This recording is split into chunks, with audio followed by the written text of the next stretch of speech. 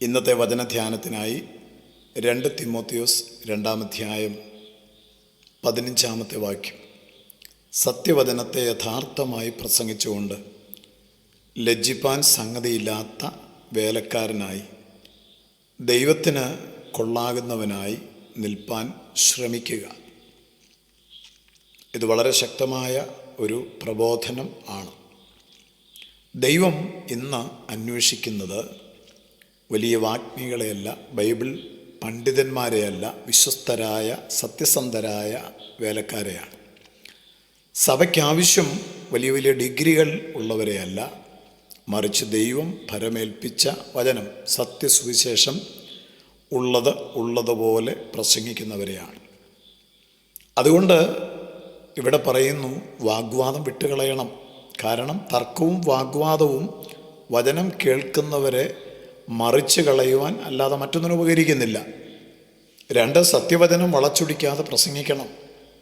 3 വിശുദ്ധിയോടെ ജീവിക്കണം.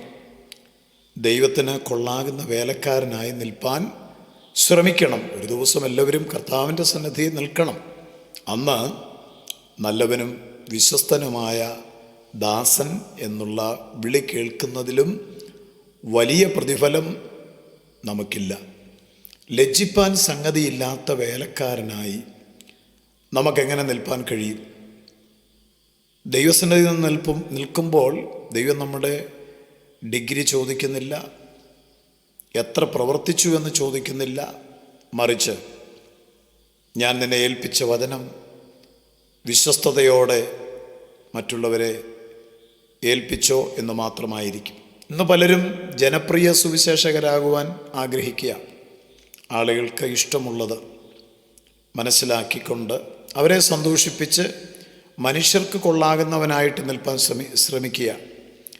എന്നാൽ ലജ്ജിപ്പാൻ സംഗതിയില്ലാത്ത വേലക്കാരൻ ആവുക എന്ന് പറഞ്ഞാൽ എന്താണ്?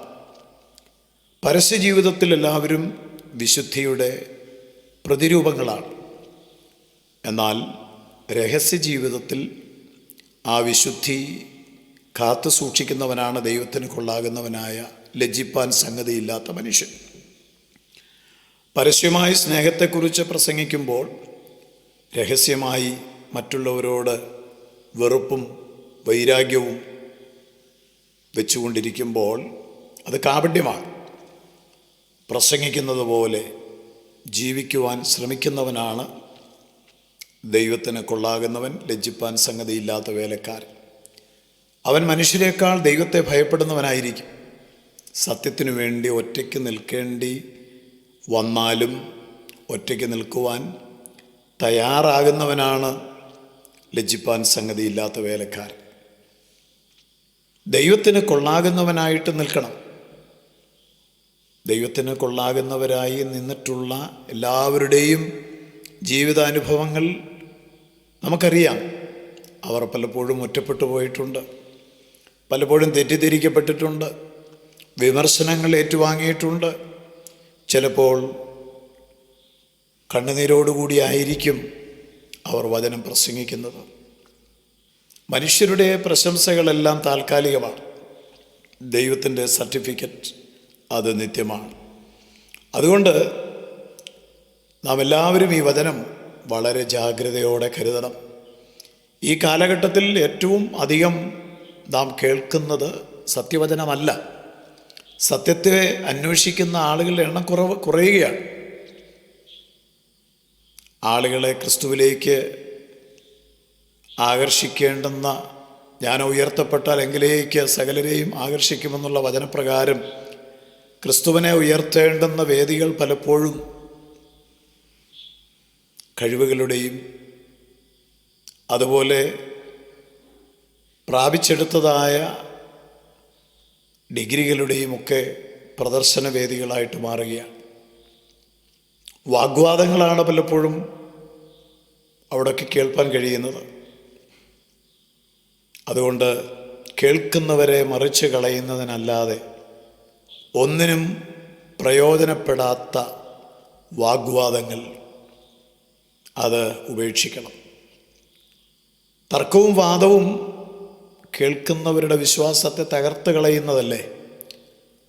സത്യത്തിന് വേണ്ടി നിൽക്കേണ്ടവർ, സത്യം സംസാരിക്കേണ്ടവർ പലപ്പോഴും അത് ചെയ്യാതെ പോകുന്നത് എത്ര അപകടമാണ്. സാത്താൻ്റെ ഏറ്റവും വലിയ തന്ത്രങ്ങളിൽ ഒന്നാണിത്. സഭയ്ക്കുള്ള ബലഹീനത, സഭയെ ആക്രമിക്കുന്ന ശത്രുക്കൾ പുറത്തു നിന്നുള്ളതല്ല, സഭയെ ദുർബലമാക്കുന്നത് സഭയ്ക്കകത്തുള്ള ഇതുപോലെയുള്ള ഛിദ്രശക്തികളാണ്. അതുകൊണ്ട് പൗലോസ് തീമോഥെയോസിനോട് പറയുന്ന ശക്തമായ ഒരു മുന്നറിയിപ്പാണ്, ലജ്ജിപ്പാൻ സംഗതിയില്ലാത്ത ദൈവത്തിന് കൊള്ളാകുന്ന ഒരു മനുഷ്യനായിട്ട് നാം നിൽക്കണം. എത്ര പേർക്ക് ഈ പ്രഭാതത്തിൽ അതിന് ആഗ്രഹമുണ്ട്? ഒറ്റയ്ക്ക് നിൽക്കേണ്ടി വന്നാലും ലജ്ജിപ്പാൻ സംഗതിയില്ലാത്ത വേലക്കാരനായി എനിക്ക് നിൽക്കണം. അറിഞ്ഞ സത്യത്തിനു വേണ്ടി ദൈവത്തിന് കൊള്ളാകുന്നവനായിട്ട് എനിക്ക് നിൽക്കുവാൻ കഴിയണം. അതിനുള്ള കൃപ കർത്താവ് എനിക്ക് തരണം എന്ന് നമുക്ക് ആഗ്രഹിക്കാം. ഒരു നാൾ ഈ നശ്വര ലോകം വിട്ട് നാം പിരിയും. അങ്ങേ കരയിൽ നാം ചെല്ലുമ്പോൾ നല്ലവനും വിശ്വസ്തനുമായ ദാസനെ എന്നുള്ള വിളി നാം ഓരോരുത്തരും കേൾക്കണം. സ്വർഗീയ പിതാവേ, അവിടുന്ന് ഞങ്ങളെ സ്നേഹിക്കുന്നു, ഞങ്ങളെ അങ്ങ് തിരഞ്ഞെടുത്തല്ലോ. അവിടുന്ന് ഞങ്ങൾക്ക് ഈ ഭൂമിയിൽ തന്നിരിക്കുന്ന ജീവിതം വിശ്വസ്തതയോടെ ദൈവത്തിന് കൊള്ളാകുന്നവനായി ജീവിപ്പാൻ സഹായിക്കണം. ക്രിസ്തുയേശുവിൻ നാമത്തിൽ ആമേൻ.